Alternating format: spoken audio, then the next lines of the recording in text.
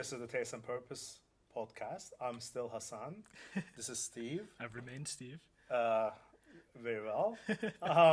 We will talk. This will be a special podcast episode that we will talk about Ukraine, the conflict there. As we're shooting this episode, it is March 5th. It is the noon. It's noon. East European time. So we don't know what's gonna happen. We don't know what will the situation will be when we post this episode, which shouldn't be that far off at this point. But the reason we're doing this podcast episode, personally for me, and this will be the first thing that I think we will discuss in the introduction of the episode, is it is more like getting our perspective.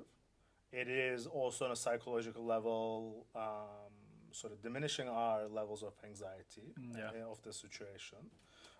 It is looking for different perspectives to this conflict. We will definitely talk about some of the technological aspects of it, of like how things are progressing in the now 21st century, and what it is almost feeling like after Second World War before the Third World War. I think this is the sort of it is escalating very quickly. It's been 9 days. We are talking about a whole different set of things. So why, for you, Steve? Why talk about Ukraine? I think it's an interesting time for us.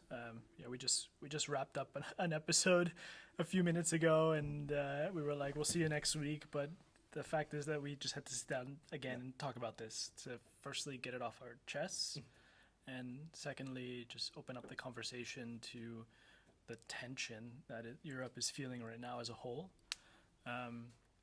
but also the tension that's being felt probably at other contested borders and post-conflict frozen conflicts like here in Cyprus. I mean, the irony of all this is that we're filming this show from within a demilitarized zone in a post-conflict nation on a ceasefire line where there are troops around us as well, and where the status quo has just been building and building and building over decades. And we look at what's going on in Ukraine and we're like, well, that could be us. That could be other parts of Europe and other conflicts that have been going on in the Balkans. And there's a mix of fear, there's a mix of anxiety, as you said, nervousness, also a lot of feelings for what folks are going through. The new wave of refugees that have come into Europe, which I think is going to be one of the single largest waves of refugees from a single European country. Certainly have the potential to be the biggest one. So there's a lot going on to talk about and to think about. I think to start, there are no two conflicts exactly alike. So let's just start from there. Like the fact that we're doing to open up the militarized zone as well a little bit for the viewers. The past 50 years, there were two trenches. From either we are on a road, the two trenches on the ends of these two roads. We still have tank blockers. They're part of this like wall that divides the capital of Nicosia, Yes. which we're speaking from. There's a Venetian Last divided walls. capital in Europe and perhaps the world. Yeah, last divided capital in the world. Here in Cyprus. Yeah. That's where we're speaking from. Like, past 50 years, where the active conflict was fought. Certainly, my parents. They remember vividly. I have this sort of family memories of displacement, of violence. That we're trying to now elevate between the two sort of the communities that kind of spearheaded the conflict. As a Turkish Cypriot, as a Greek Cypriot, it became from like troubles and civil war to that. So there are similarities with Ukraine, and there's differences with Ukraine. The similarities being is that I think the Russians' notion, or like Putin's notion, to be more precise, is that there are no such thing as Ukrainians. they're all like the same nation, which is very much what Greece and Greek Cypriots and Turkish Cypriots had in mind. So in '74, the civil wars fought in that like there's no Cypriots, but there's no nation as Cypriots. There is only Turks and Greeks and motherlands. Motherlands, and everyone is a single nation. You cannot be anything else. And it was the destruction of Cypriots as a nation by And as British an identity. as an identity. They didn't want. I mean, it was a divide and rule as it was. Like it is. I think one of the pristine India, Pakistan, and Cyprus is those sort of pristine examples of pristine is a too nice of a word. Yeah. But of this sort of divide and rule policy that Right. moved the British Empire from the British Empire to kind of Commonwealth, and it's one of those organizations that sort of lasted. So we do realize, and there are things to unpack on the Cypriot context, more of the Ukrainian context, meaning like with like the occupations, invasions, coup d'etats, and I mean everything that come to that fruition, like that sort of 2 weeks. Remember, you're talking about 2 weeks in the Cypriot context of sort of the trouble that lasted from 63 from 55, 58. Then on like in the British times, the last years of the British rule here on the island, that Britain like sort of British forces, like commandeering forces, played into the ethnicities to divide Yes. and then rule quite easily. One of the things that kind of comes to mind, they hired Turkish Cypriots as police, and Greek Cypriots were like sort of stereotyped as the rebels in the mountains, where it was, I mean, nothing of the sort. Like the EOKA, which is the sort of national the Cypriot fighter organization, it translates from Greek to Turkish. I mean, Greek to English, was a joint venture, almost as like a communist kind of like a very socialistic driven or socialism driven organization of Turkish and Greek Cypriots. I mean, their membership. So we're not gonna go into Cypriot. I'm sure we're gonna have comments underneath this video. Like, I mean, yeah. Comes with the work. Yeah, I mean, it comes with the work. I mean, you have your opinions. I mean, I'll be trying to use the facts as much as possible. Yeah. There is why there's AOCA A and there's AOCA B, and there's why there's obviously like TMT, which is the Turkish sort of the Turkish Cypriot counterpart of that. Not going into details, like we understand the idea of the language. I mean, in terms of Russia and Ukraine, what Putin is putting forward is like, this is just an administrative, like Ukraine as a whole is an administrative mistake. They're the same nation. It is just this sort of, it is the overtaking of this borders or this sort of society, community, whatever he labels it in his mind, overtaken by the far right and sort of this Nazis and Yeah, he and keeps stuff using like that word like denazifying Ukraine, Yeah, which is interesting way for him to put Yeah. it. But yeah. and trying to like obviously as all conflicts, it is a peacekeeping operation. Yeah, it is peacekeeping it's forces. liberating and like giving democracy from Putin's perspective. I mean, and this sort of jargon that was used, like it was used before in different like sort of Western to Eastern perspective, which is something I want to talk about, like the sort of racial tensions that this definitely arose, and not the racial tensions like just taking it back, but from a more like olive skin color person, or because of my name is Hassan, that even in states so there were like moments of like okay they're different. We are talking about this very differently than all the other conflicts that is happening in the same time in the world. Yemen, Syria, Afghanistan, and Myanmar. Like, I mean, Yeah, that's been called out in the media. I'm seeing how some reporters are kind of reacting to the conflict and saying, this is happening in a European, in a relatively civilized place, sometimes commenting on, skin color and hair color and eye color and, saying, we wouldn't expect this to happen here as if we were to expect this to happen in the Middle East or in other parts of the world. And so, that unfortunately, that racial dimension has come out in this. So They come out very strongly. That's what I mean.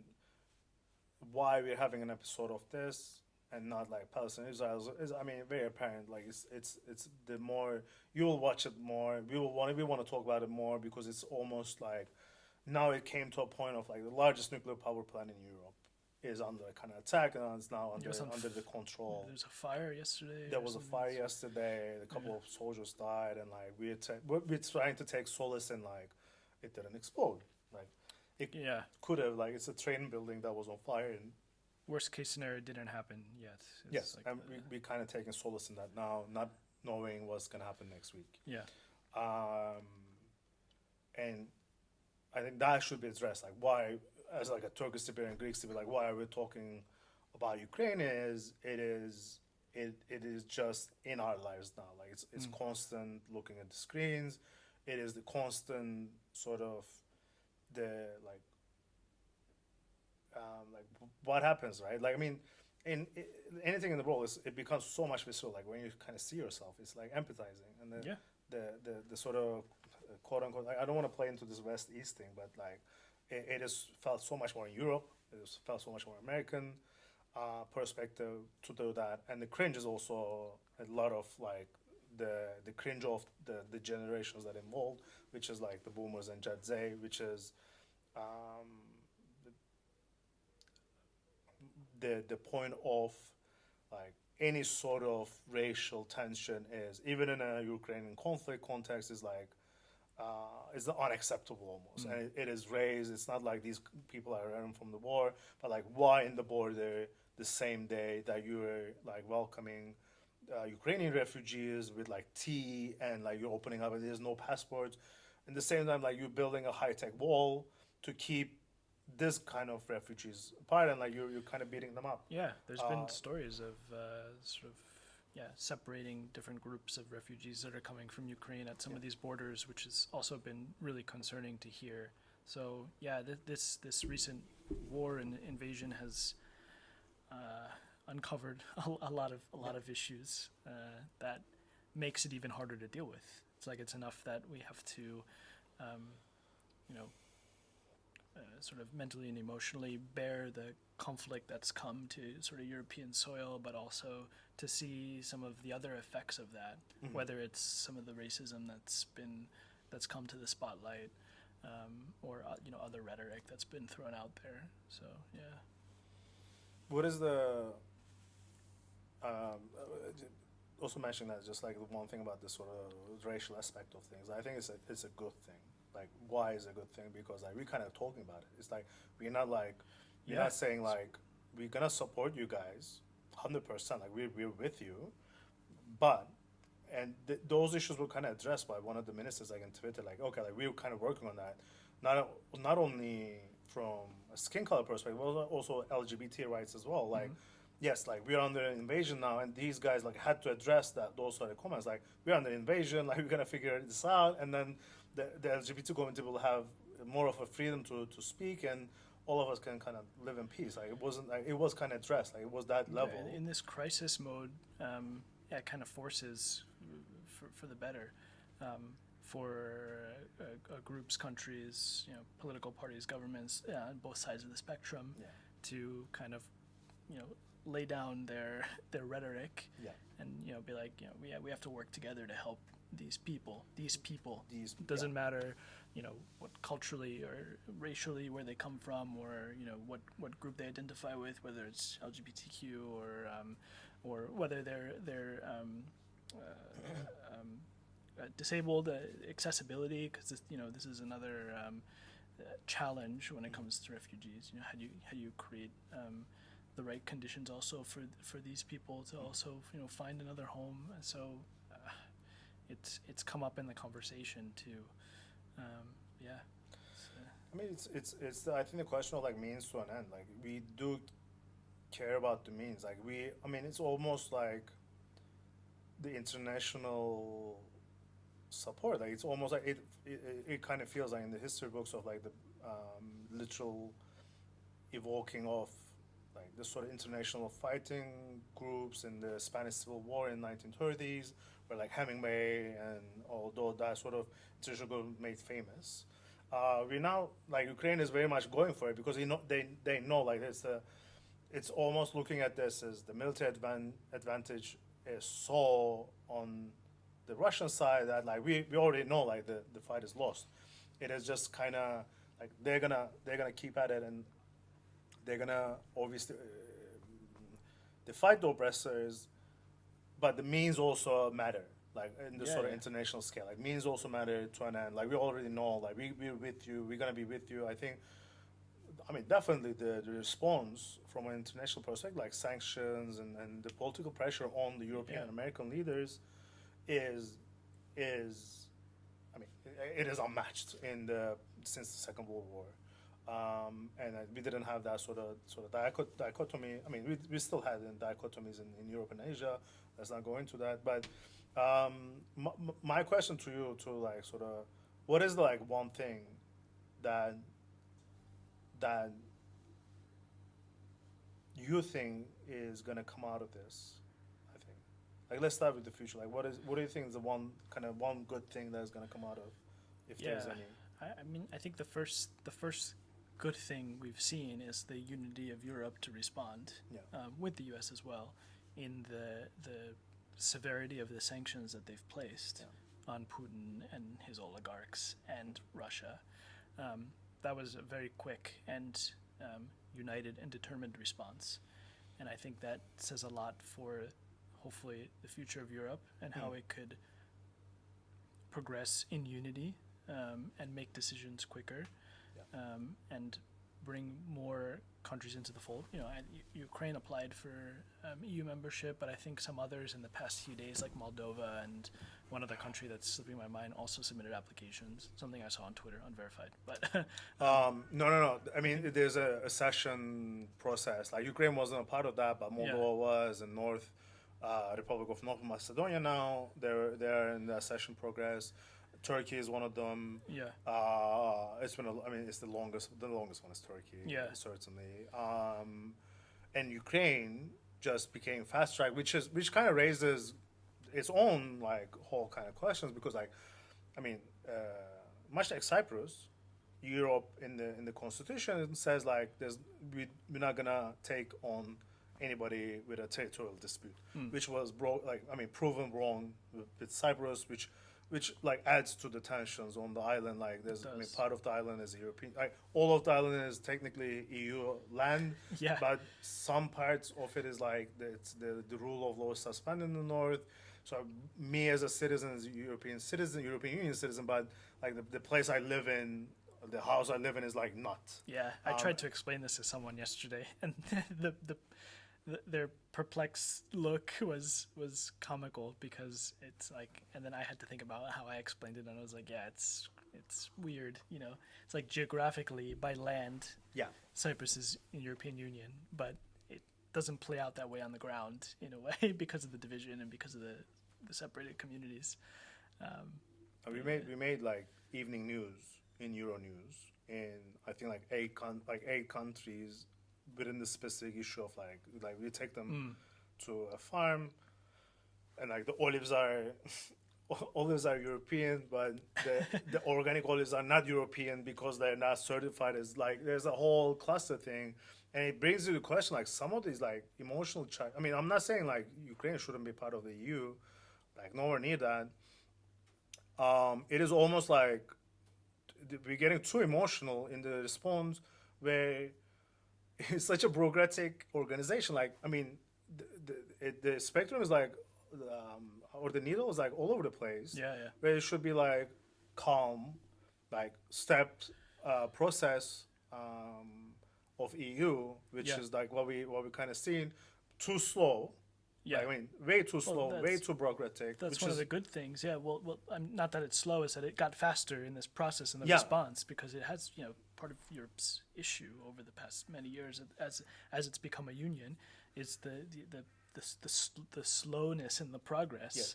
to make decisions like this and a unified as a union. Yeah. So hope that that's something that continues, so that Europe can be more decisive in the future.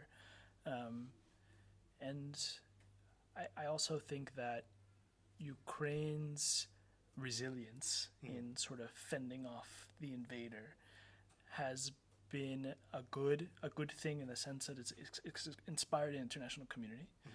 It's really brought out kind of the things we knew about Russian aggression and Putin's aggression in the region, and some of the conflicts he's been stoking on those borders. But I still don't feel that many took him seriously. Individuals, even some countries, Putin. Yeah. I think even for most Europeans, this move was a shock. We didn't think it would go this far. Yeah, no one, I think, thought like it's gonna.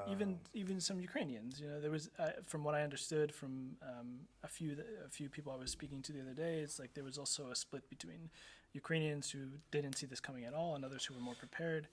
But I think this resilience of the Ukrainian people, and the fact that European countries in parallel with UK and the US have had such a swift response to, no pun intended on the word swift, because swift was one of the responses, but such a quick and decisive response to the sanctions on Russia and on Putin and his oligarchs, I think has brought to light what's so wrong about how Putin's been approaching foreign policy, and how he's acted like an aggressor over the past many years.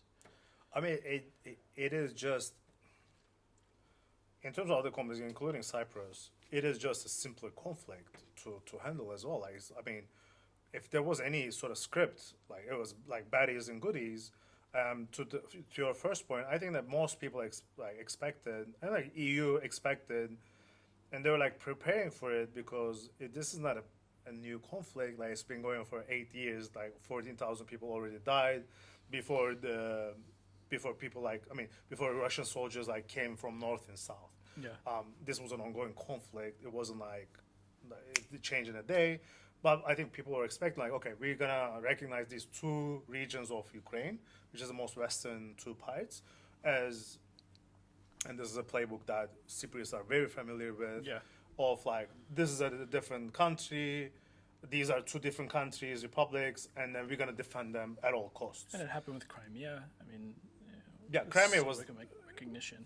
I mean, also due to ethnicities of Crimea as well. Like, I mean, this was like sort of almost like a precursor to First World War, where like, I mean, that's gonna be too much of history, but like. Any sort of British and Ottoman Empire, like any sort of, that knows the Ottoman Empire history, French history, British history, certainly, that will know like Crimea was a big deal. And this was one of the precursors to Crimean annexation, Ukraine, Russia, how Russians would see Ukraine. Obviously now it became very known. Like, I mean, everybody in the world now is like a Ukraine specialist. But what I'm trying to say with the conflict, like, it's not like other conflicts that are like kind of layers to it. Yeah, like, I mean, Russia sees Ukrainians. Putin sees, also in a racial perspective. Like, this is not something that we're seeing as like all the Russians are getting and like attacking Ukraine. Like, it has to be said, like, okay, Putin is spearheading it. There's a generational gap certainly between like who's supporting Putin and like how much information they're getting now. Like, more. You cut people off. I mean, we know a story now that a Russian girl that like calls her mother from Ukraine being bombed, and in Russia, like, her mom goes like, "Yeah, you're just adding to the propaganda," while she is being bombed. Yeah. Like, this is the level of sort of propaganda and misinformation that has been perpetrated in Russia as well. So it's a much simpler conflict to handle in terms of like everybody. Like, there's no. In terms of being able to pick up and understand sort of the roots of it.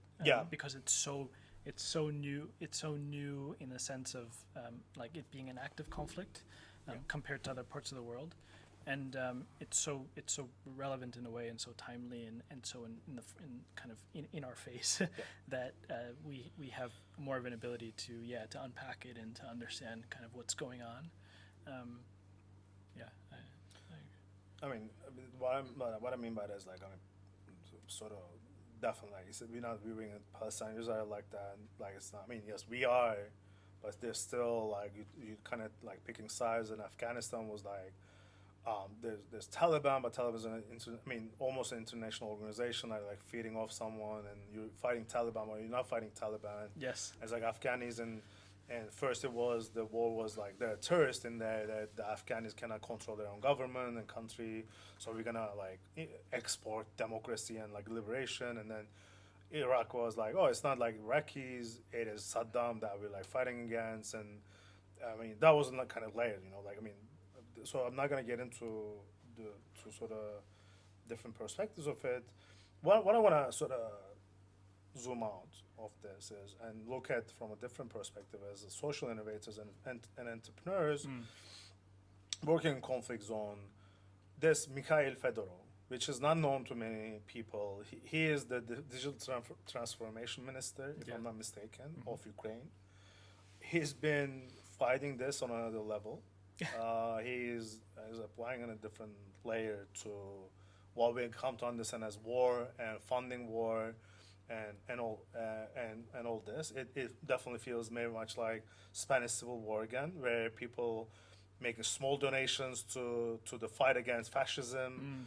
It very much still feels like that. I will also like just to kind of I don't know what it's called. Shout out to Spanish Civil War, whatever. Like, definitely check out. Read Hemingway. Like understand what was going on that period. Like this Picasso, like the height of Picasso. Yeah. It is a very interesting part of this sort of international community coming together, literally taking arms against Franco. I think it's Franco, but against the fascism in Spain and like fighting for socialism essentially. And now we're at a point. I'm gonna keep it federal, but like in U.S., there's like thousands of special forces, ex-military people trying to take arms. UK was, in the US, this was like discouraged by the Biden administration now. Yeah. But in the UK, it was like first encouraged, and then the second, we don't. I think it was a very emotionally charged tweet or whatever it was, announcement, and then they sort of backtracked it and it's like, okay, like maybe that's not the best idea to like sending people off, and it is almost the other side of the globalization. I cannot believe I came from Fedorov to this, but I think there's two sides of the coin, right? One side of the coin, ISIS literally recruited people, middle class friends. They're sort of, as well as UK and US, the sort of ostracized, like Muslim kids, and most of them like even like practicing Muslims. That's one side of it, international sort of jihadis and whatever. The other side is like, there are some things like is views bad, obviously, and the good is like the sort of international community coming together. The side of the globalization, like we're gonna fund, and that's where we come to federal. Like we're gonna fund the resistance, and then we're also gonna like go there and fight. Yeah. This war against fascism. And it's very interesting. Obviously, very like Spanish Civil War. I think we're living like 1910 to 30 is Spain now. Like, I think what this conflict and this war and this invasion is showing us is kind of social media's role in modern conflict. You gave there's two sides to the coin. As you gave the example of ISIS, like social media as a recruitment tool for bad, and how effective that has been for them over the years. And I've been part of various talks at conferences talking about this, social media as a recruitment tool for youth especially. And this plays into some of the work we do with conflict and unemployment and economic opportunity. Very much so. That's how that works for them.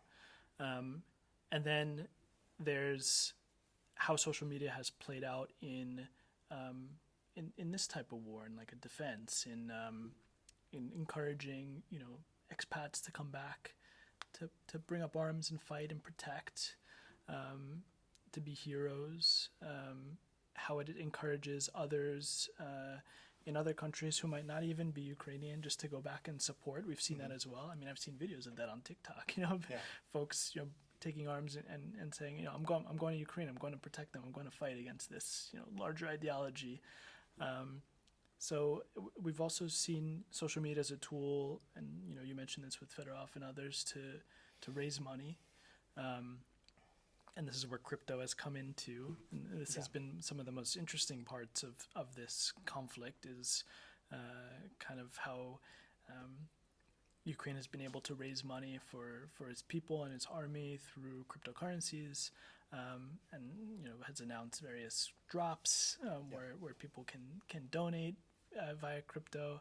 And I think what he's done so well, as digital transformation minister of Ukraine, is use platforms like Twitter. Actually, I think Twitter has been his primary platform to put pressure on big tech to also respond to. We were talking about this before. Entities that are sometimes larger than countries themselves. I mean, certainly Facebook, Google. Some of the recent ones, I think he I saw a tweet he had about PayPal stopping services in Russia. So his ability to put pressure on big tech to be responsible and responsive in these scenarios has been really impressive. He tweeted Elon Musk and said, because of the issues there was with internet and Wi-Fi, we need Starlink in Ukraine. And truckload, of Starlink. The famous behind the truck. That photo. picture that Musk tweeted, Starlink now active in Ukraine within a matter of days, is sort of an amazingly innovative and quick response to helping Ukraine defend its democracy and freedom. In essence, this is an attack on democracy, especially in Europe. And the idea of bringing technology into this too, not just from the perspective of pressuring big tech to be a part of the response, but also these crypto donations and these drops, these NFT drops that they've recently been talking about. People who are donating, getting NFTs back. A friend of mine had brought this up the other day, but I had read about it a bit as well. It's just a very interesting dynamic to this war. I mean, amazing point. So, what I see, social media and sort of any crypto,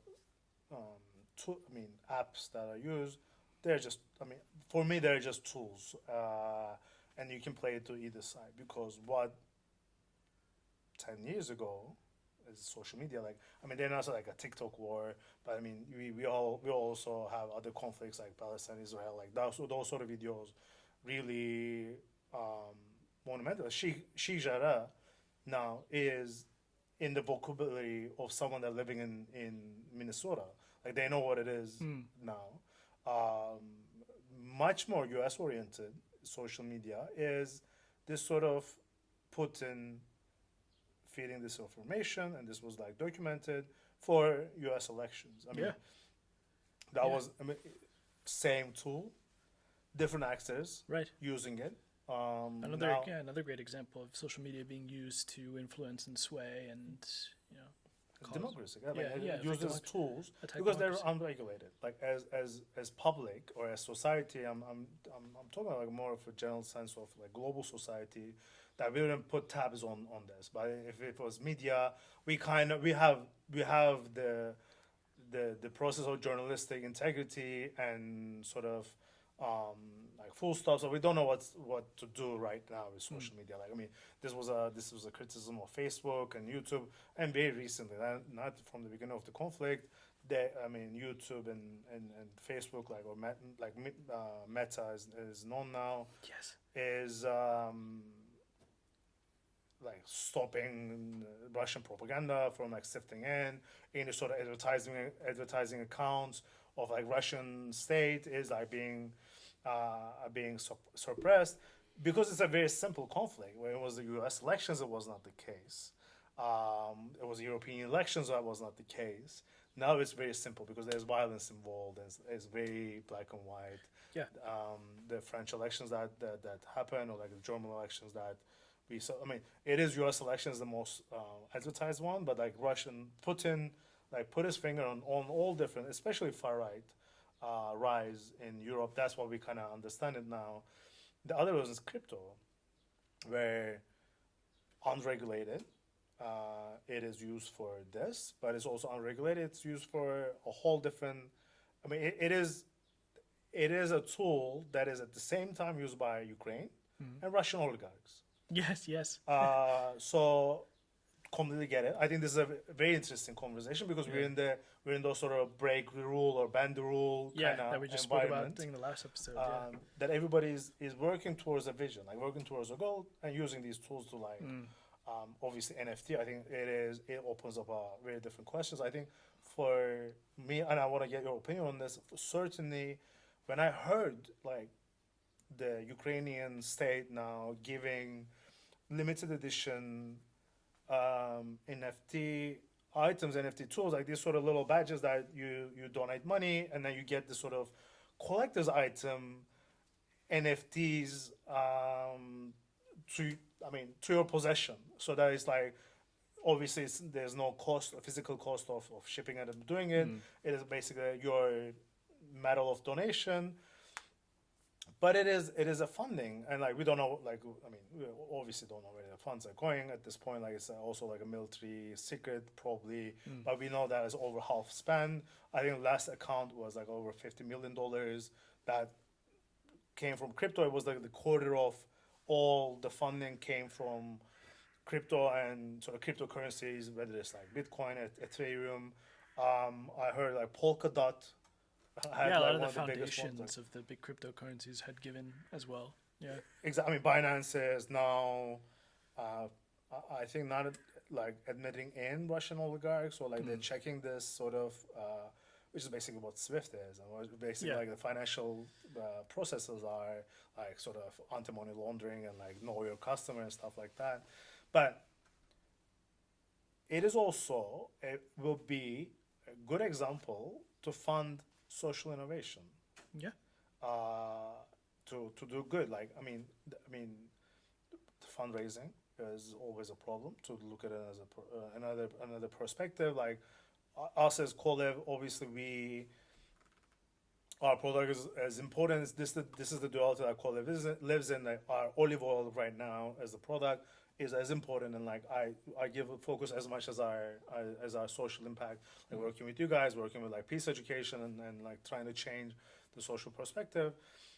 NFT gives it another level of crowdfunding, quote unquote. Yeah. So what sort of ways do you think NFTs can be used for? Sort of like the idea that I have, or the idea that sort of like popped into my mind, is having this sort of NFT based crowdfunding platform where like you can invest like you can invest in charities in Africa, where there's no fiat currency exchange, or that they're providing you something. Like obviously in Kolev, like you get an amazing bottle of olive oil. In terms of another, I'm spacing out, but like Seas of Collaboration is another one, and like Rumi Spice is another one. Like, you're getting saffron from Afghanistan, and then you're donating, like you are kind of within your purchase, you're kind of donating something. And obviously not everybody and non-profits can all do that. I think one of the ideas, if it's not already been done, is this idea that I'm kind of putting out to you is like, think of like a platform where you at a certain point you have to regulate this sort of like who is getting on the platform, like global giving in terms of like an NFT based global giving platform. If not, global giving is not working on that already, Yeah. because it is much faster to fund this sort of project. Right. Obviously, we now the focus is on Ukraine now, but it could be used for like millions of other things, and those sort of exchange can be much faster, much more efficient. Yeah, I mean, you think about it in a sense that you can give something in return in a way. So if you're donating crypto to me, and I'm giving you in back, ownership part ownership in an NFT, Yeah. whether it's a collector's item or art or whatever it is. Maybe in the case of olive oil, they're buying into a limited edition bottle, let's say. Yeah. And they're You can definitely co-owning, couple it with. they're any co-owning with- that. Yeah. Yeah. And then if you think if that if that NFT as an asset increases in value over time, then your donation actually ends up making you money in a way. Exactly. Because it's worth more. And I guess if you look at in the case of like Ukraine, if you're donating and getting ownership of an NFT that's issued by Ukraine, because of the historical significance of that NFT over time as a historical collector's item, it could increase in value, and all of a sudden your donation is not just a donation, but it's got some return attached to it as well, which brings all these sorts of feelings of like capitalism for good, as we've discussed in the past, like a business for social good and all that kind of stuff. It all sort of ties in together. I think amazingly, as like entrepreneurs, as creators, from the very like literal sense, there's a financial gain to be made by the donators. As you said, like I didn't think of that perspective. But obviously, I was talking about like getting something for your donation. Either it's an amazing food product or like this sort of like a financial investment. Like think of 10, 20 years. People are gonna show their kids like, look at this NFT that's like has proved that I donated. Then I mean, hopefully now the continuation of democracy in Ukraine, and to think about it is like it's super weird, but also like it's war bonds, right? Like I mean, so many stuff that comes to mind. Where like from a historical perspective, you go like, I mean, it is the literal sense of a war bond, much faster. Like you don't have to do like clippings. This is the first time I'm thinking about this. Like actually, the little it's interesting. point of war bonds, and an international global perspective, because we live increasingly and we want to live in the sort of borderless global community that we think like obviously democracy is extremely important. Oppression is naturally like fascism is like putting people in boxes is something wrong. Still a threat. It ended up being the spectrum of the sort of more the free world is the spectrum I'm talking about, like the people that or the bad boys of Europe, like Poland and Hungary, where this sort of liberal movement wasn't sifting in, or was, I mean, we're talking about like dictator like and like forcing like judicial system. They're the spearheading, especially Poland. They're spearheading the democracy movement in the Ukraine. Poland's been really strong in its response and its accepting of refugees as well. I think they've taken the most. They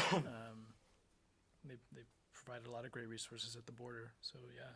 I think they see themselves. I mean, the empathy is of course. on a different level there. Yeah, and this goes back to how we started this conversation. It's like if you come from that background in a way historically, you have this greater sense of tension and fear watching what's going on right now. So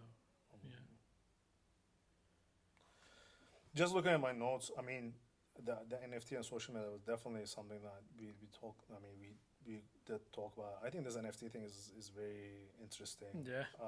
As an idea, like in Cyprus as well. I mean, as in any conflict zone, any border, the systems are built on top of this sort of abstraction of borders and corporate structures and governmental structures. So deconstructing them in terms of financial systems, like let's get crypto. Deconstructing and decentralizing. Deconstructing and decentralizing of this is then you get to choose as an individual of like, I'm going to invest in this. Like I believe in this. I trust these guys. And the example I'll give here is like there's a single NFT. You hear the story behind it. Like this is what the NFT stands for, and then you choose to invest. As much as anything now, I mean, the standard is like someone draws something and like you kind of invest in it. It's like 100-fold the next 2-3 weeks, and this is it's almost like right now it's a win-win. But obviously when the things settle, you're gonna view it very differently. I believe like social media is definitely the next step in like what are the sort of what can we do as a tool, how liberated it is, to do that because it's like kind of consolidated in the meta platforms now. Like, I mean, there's no question about that. I mean, even if the Ukrainian state isn't Twitter now or whatever, like these are the sort of platforms that control. They very much like can swing the other direction as well. Like we just don't know yet. Like we take them as a tool and they use it for good and bad, but the platforms itself they're not like out of this world or we're now seeing self-regulation, but there'll be a point that we as a society say like this is not okay for Putin to use this to sway elections, and this is not okay to do that. So it is not okay. It means regulation. Like as a society, through rule of law, you say these kind of things. Ukraine. So we are. I mean, as we said, like I think to wrap the episode, it feels very good to talk about it. Yeah. To get kind of stuff I mean, stuff out there. And again, like we're all going through this. If you're watching this, I don't know how many people are like we're all going through this together now. And again, like don't forget there are other conflicts. There are other refugees as we kind of speak. There's displacement and violence going on in different parts of the world. Our hearts and minds are Ukrainians to Definitely. to move on to better days. I think hopefully, and we try to look at it from a Cypriot perspective. We try to look at it from a social entrepreneur perspective, where From a European perspective. from a European perspective, American perspective, and trying to find a spot that is kind of that acceptable for us. Like the from a racial perspective, we talked about it. From a technological perspective, or like how we see these sort of conflicts are gonna go. Obviously, the level of this conflict is just like we're in a different room now. Like we're in a different level now. It's not like and tomorrow it might be completely different from what we discussed today. yeah. So thank you for being with us. This was one of those sort of heavy side episodes, which will happen. I think. We try to make it light as much as we can. So next week on next episode, I'll still be Hassan with my co-host Steve. Thank you for joining.